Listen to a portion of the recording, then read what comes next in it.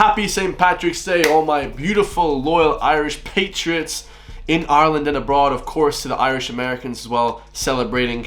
A lot of supporters over this side. I really appreciate the support, and hopefully you have an amazing tomorrow. Today is the day before St. Patrick's Day. We have another reaction to Gript Media, an updated version of the terror threat that the Gardaí are monitoring, okay, for St. Patrick's Day. This new Ireland that we're living in, we have to be worried about terror threats and from different countries, from God knows who, God knows where, okay, because of course the lack of security in our country is now from this new government, okay, this new Ireland that we're living in the last 10 years, let's say, because there's been a lack of security at every border, every airport, every checking station, anywhere that anyone goes to get into the country. Massive lack of security, massive lack of border checks.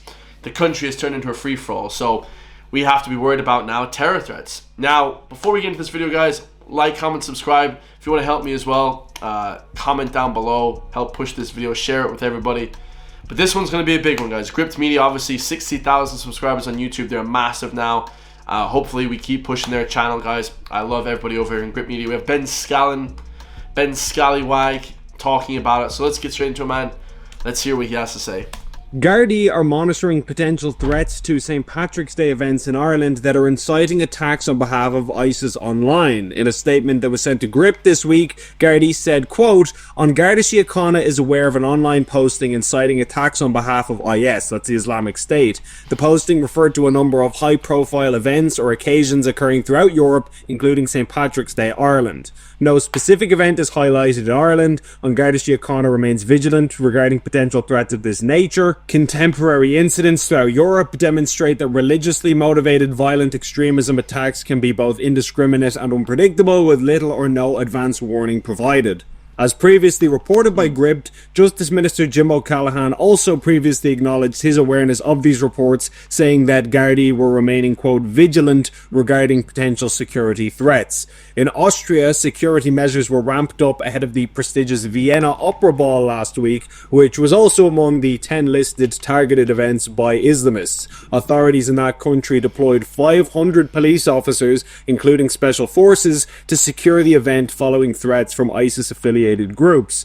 So yeah, I mean, I think this should be pretty regular anyway, because of course, Europe has been completely overthrown by these various governments, guys. The last 20 years, they have a whole bunch of left-wing Marxist, whatever, extremist people that are in government that don't really care about the security and safety of the people. They just kind of think that, every single neighbor that you have is going to be good and helpful. Well, that's not really the case, okay? The case and the fact of the matter is you have to check people, you have to be secure. You'd rather be safe than sorry, and it's good that at least the Gardaí do know about this.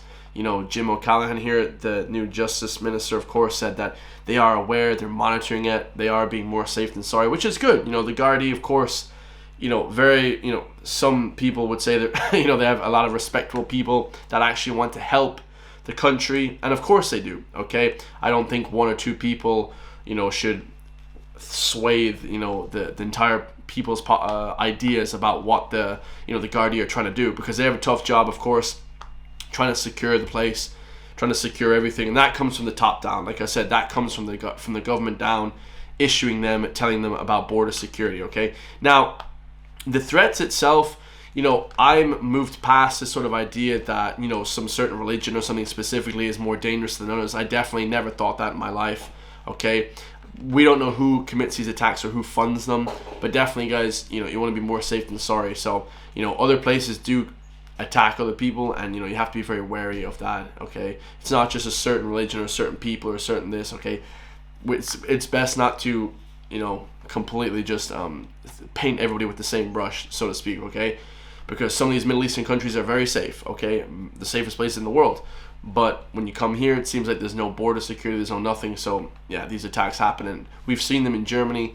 A lot of people driving through with cars. So it seems like the sort of motor vehicle is the main sort of attack weapon nowadays. So be very vigilant of that. affiliated groups. The latest confirmation from Gardaí follows previous gripped reports that Europol is monitoring an Islamist terrorist threat against St. Patrick's Day events in Ireland. As reported by this publication in late January, Europol confirmed that they are aware of terrorist propaganda material which included jihadist threats directed against this country. The EU agency said that such propaganda is aimed at recruiting and radicalizing individuals to terrorism and violent extremism. Whoa. Responding to the threats, organisers of the St. Patrick's Day festival told Gript that the safety of festival attendees is of paramount importance to St. Patrick's Day festival, adding, "We work closely with An Garda Síochána in the lead up to and throughout the festival and take on board all and any advice that they offer."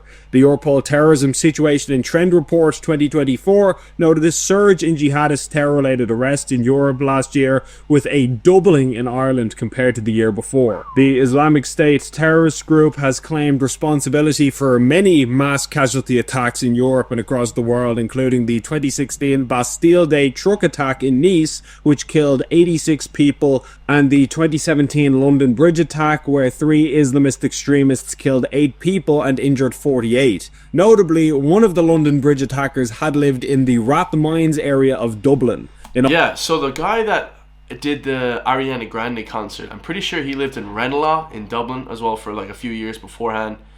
Now, of course, like I said before, guys, I don't think it's any particular religion or anything like that that does that. Just me personally, I've been to the Middle East and very, very safe, a lot of the places, okay? It's that people are radicalized, they're crazy, okay? They're coming here and they're, it's like we let nut jobs into this country.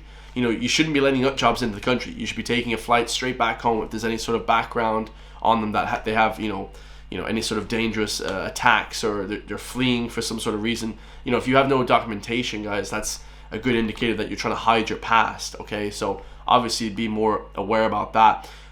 As well, guys, any religion, I'd be worried about everyone. White people, everyone can do flipping attacks. So to kind of label one people, I mean, this is a specific terror threat by ISIS itself, okay? They're obviously, for obvious reasons, very, very proficient and prevalent in doing terrorist attacks in the Western world. They want to see the fall of Western society. Okay, so do the left-wing Marxist extremists. So you have to be very careful about who exactly we're targeting here. We're trying to alienate from society, which is nobody. Okay, but you also have to be very, very careful and take proper precautions and do checks on people before they come into the country, because that way you can totally for the most part 99% get rid of any sort of crazy stuff that's about to happen, okay? In August of last year, a 16-year-old boy was arrested in Galway for repeatedly stabbing an Irish Defence Forces priest, with Gardaí stating that the accused had a radical Islamist mindset. That suspect later pleaded guilty to attempted murder, with Gardaí saying that he had been radicalised by extremist material online. That's unbelievable. I'd love to see reports on how they could know. So they obviously, confiscated this guy's laptops and his social media and his phone and all that stuff, and then they kind of sort of scoured through his content, and it was all sort of radicalized like ISIS material, right?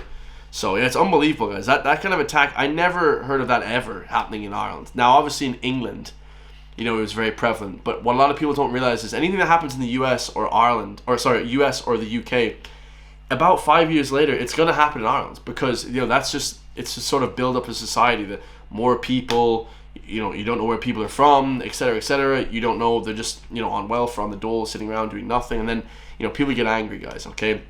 Some people coming here don't even speak English. I mean, I don't even know who's going to hire these people. So it just seems like an insane sort of radicalized nowadays as well. People are poor, there's so many different reasons for it, guys. It's just it's awful to see that Ireland now is starting to have to worry about this kind of stuff. Yeah, unbelievable, guys, unbelievable.